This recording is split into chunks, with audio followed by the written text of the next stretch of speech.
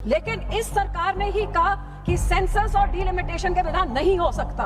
ये 2023 के बाद आज 3 साल हो गए, ना तो इन्होंने सेंसस शुरू किया 21 में, ना शुरू किया 23 में, और अब 26 में आके अब ये ही नया बिल लेके अमेंडमेंट लेके आ रहे हैं कि अब सेंसस की जरूरत नहीं है। जब 23 में बोलते थे, हम लोग बोलते थे कि जरूरत नहीं है, आप ऐसे लागू करते, इन्होंने कहा कि उसकी जरूरत है। आज यही बुलडोज करके कह रहे हैं कि अब नहीं जरूरत है। तो गोल पोस्ट कौन चेंज कर रहा है, नियत किसकी क्या है, ये देश देख रहा है। ये आज इस टाइम इस करके लाया गया है। अभी 2 महीने का बजट सेशन चला है, उस 2 महीने में कुछ नहीं लेके आए। बजट सेशन खत्म होने के बाद 10 दिन बाद एक 3 दिन का सेशन। क्यों? क्योंकि 2 राज्यों, बड़े राज्यों में इलेक्शन जहां कुछ ही दिनों में होने वाला है, वो उसमें मसरूफ हैं। तो क्या ये डिलिमिटेशन वुमेन रिजर्वेशन के आड़ में ये लेके आएंगे, या फिर ये कि इनके बड़े एमपीज बहुत बड़ी पार्टियों के नहीं होंगे तो हम ये भी पास कर देंगे। मैं इस चीज का शुक्राना करती हूँ कि कल गृह मंत्री जी ने, जो सारे पार्टियों में था कि प्रपोर्शन वो ही रहना चाहिए, उन्होंने कहा कि प्रपोर्शन वो ही रहेगा। लेकिन वर्बल एश्योरेंस का क्या फायदा है, क्योंकि अदालत में no verbal assurance takes, only written assurance. Nowhere in any of the bills does it say that the proportion will remain the same. ये 50% जो इन्होंने इंक्रीज किया है, ये कहां से फिगर आया, किससे सलाह मशवरा किया, किससे कंसल्टेशन हुई, और 50% क्यों बढ़ाया जा रहा है? क्या इसलिए बढ़ाया जा रहा है क्योंकि जिस नारी शक्ति और मातृ शक्ति की आप बात करते हैं, उसको आप इतना तवज्जो नहीं दे सकते कि यहाँ पे पहले 50% इंक्रीज करें ताकि कोई आदमी की सीट ना हिल जाए और इंक्रीज सीटों से महिला को दे। तो मैं तो यही कहती हूँ कि 180 देनी है 545 में से, तो हम ऑलरेडी 74 लेडीज तो है, 100 आदमियों की बात है। अब जैसे है वैसे करिए। 100 आदमी, हम 80 साल रुक सकते हैं रिजर्वेशन के लिए, तो या क्या चंद साल सेंसस के लिए और डिलिमिटेशन के लिए बंदे नहीं रुक सकते? मैं यही आपसे आग्रह करूंगी कि उन्होंने आश्वासन दिया, लेकिन आश्वासन तो हम पंजाबियों को मिला था 86 में कि चंडीगढ़ मिल जाएगा। आश्वासन हमें ये मिला था नोटिफिकेशन कि हमारे बंदी से क्रिया किए जाएंगे।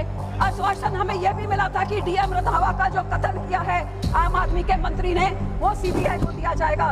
वर्बल एश्योरेंस का तो कोई फायदा नहीं, उसको आपने जो लिखा है उसको आप कानूनी बिल में डालिए।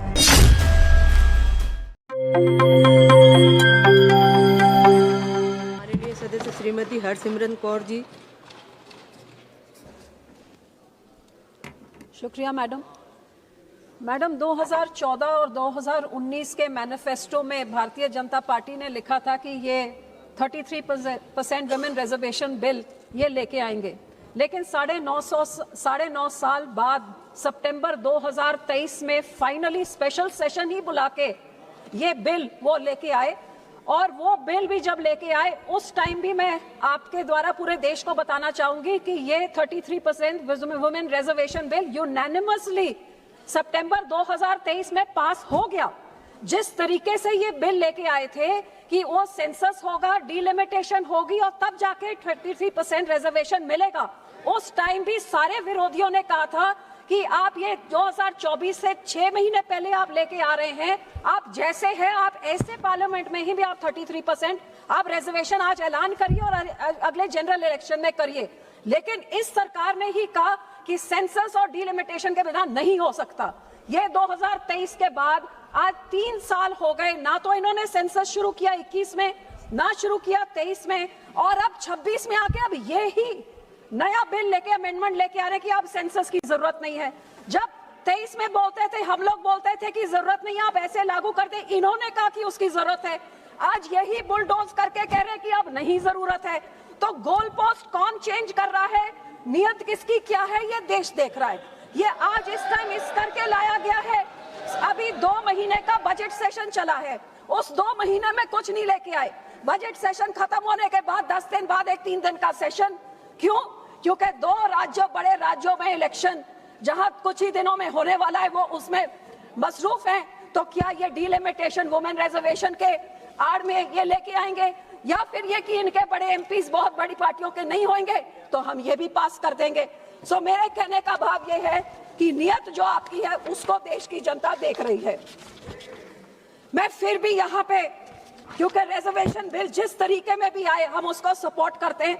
मैं इस चीज का शुक्राना करती हूँ कि कल गृह मंत्री जी ने जो सारे पार्टियों में था कि प्रपोर्शन वो ही रहना चाहिए, उन्होंने कहा कि प्रपोर्शन वो ही रहेगा।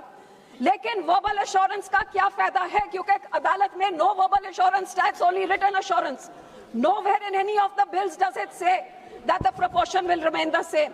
ये 50% जो इन्होंने इंक्रीज किया है, ये कहां से फिगर आया, किससे सलाह मशवरा किया, किससे कंसल्टेशन हुई, और 50% क्यों बढ़ाया जा रहा है? क्या इसलिए बढ़ाया जा रहा है क्योंकि जिस नारी शक्ति और मातृ शक्ति की आप बात करते हैं उसको आप इतना तवज्जो नहीं दे सकते कि यहाँ पे पहले 50% इंक्रीज करें ताकि कोई आदमी की सीट ना हिल जाए और इंक्रीज सीटों से महिला को दे। तो मैं तो यही कहती हूँ कि 180 देनी है 545 में से, तो हम ऑलरेडी 74 लेडीज तो हैं, 100 आदमियों की बात है, आप जैसे है वैसे करिए। 100 आदमी, हम 80 साल रुक सकते हैं रिजर्वेशन के लिए, या क्या चंद साल सेंसस के लिए और डिलिमिटेशन के लिए बंदे नहीं रुक सकते? सो मैं यही आपसे आग्रह करूंगी कि उन्होंने आश्वासन दिया, लेकिन आश्वासन तो हम पंजाबियों को मिला था 86 में कि चंडीगढ़ मिल जाएगा। आश्वासन हमें ये मिला था नोटिफिकेशन कि हमारे बंदी से क्रिया किए जाएंगे। आश्वासन हमें यह भी मिला था कि डीएम रंधावा का जो कत्ल किया है आम आदमी के मंत्री ने, वो सीबीआई को दिया जाएगा। सो वर्बल एश्योरेंस का तो कोई फायदा नहीं, उसको आपने जो लिखा है उसको आप कानूनी बिल में डालिए, क्योंकि बिल ये कहता है, कॉन्स्टिट्यूशन ये कहती है कि जब सेंसस होएगा उसके बाद ही डिलिमिटेशन होएगा। आप ये लेके आना चाहते हैं कि ना तो सेंसस हम बताएंगे कौन सा हो रहा है और डिलिमिटेशन किस हिसाब से होगा, ना वो हम बताएंगे।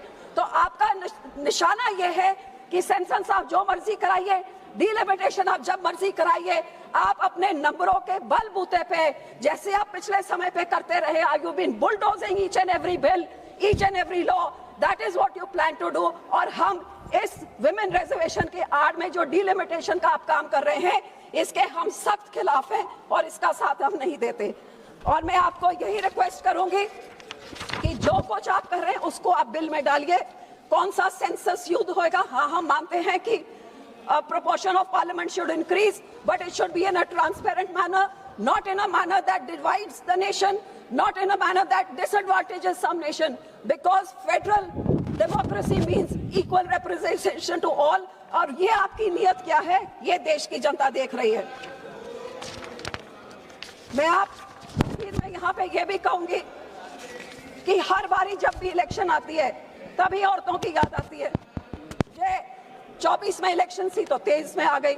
कभी बिहार में कोड ऑफ कंडक्ट लगा है तो महिलाओं के खाते में 10,000 रुपए जा रहे हैं। कभी हमारे राज्य में कहा जाता है 1,000 मिलेगा हर महिला को, तो 4 साल निकल जाते हैं, कुछ नहीं मिलता। 6 महीने रिएक्शन में जाते हैं तो एक बार फिर वो बात होती है। कभी कांग्रेस कह देती है घर घर नौकरी मिलेगी। तो ये कब तक ये औरतों को ये कैरेट दिखा के, उनको सपना दिखा के, उनकी वोटों लेके और सारे राज्य में देश में ढिंडोरा पिटा के नारी शक्ति, और नारी को आज 75 साल मिला क्या है? 75 साल के बाद क्या शक्ति मिली है? जैसे ये पार्लियामेंट है वो सबको दिख ही रहा है। और अगली पार्लियामेंट कैसी होगी, ये बिल आपका पास होता नहीं होता, किसके साथ क्या समझौता किया है, वो तो चंद घंटों में सबके सामने आ जाएगा। तो मैं यही कहूंगी कि हम 33% रिजर्वेशन औरतों का हमने सपोर्ट किया, हम फुली सपोर्ट करते हैं। गोल पोस्ट आप चेंज कर रहे हैं, पहले आप वो कानून लेके आए थे, अब उस कानून में बदली आप चाह रहे हैं। आप ही ये 33% रिजर्वेशन लागू नहीं होने दे रहे हैं, और डिलिमिटेशन रिजर्वेशन के आड़ में जो लेके आ रहे हैं इसके हम सख्त खिलाफ हैं। ट्रांसपेरेंट कानून बनाइए और औरतों का उनका बनता हुआ हक देइए, तभी ये नारी शक्ति मातृ शक्ति की बात हो सकती है। नहीं तो ये जुमले, ये हवा में सपने, ये तो कई सदियों से औरतें देख रही हैं, और ऐसे ही कभी वो दिखा दे कभी आप दिखा दे।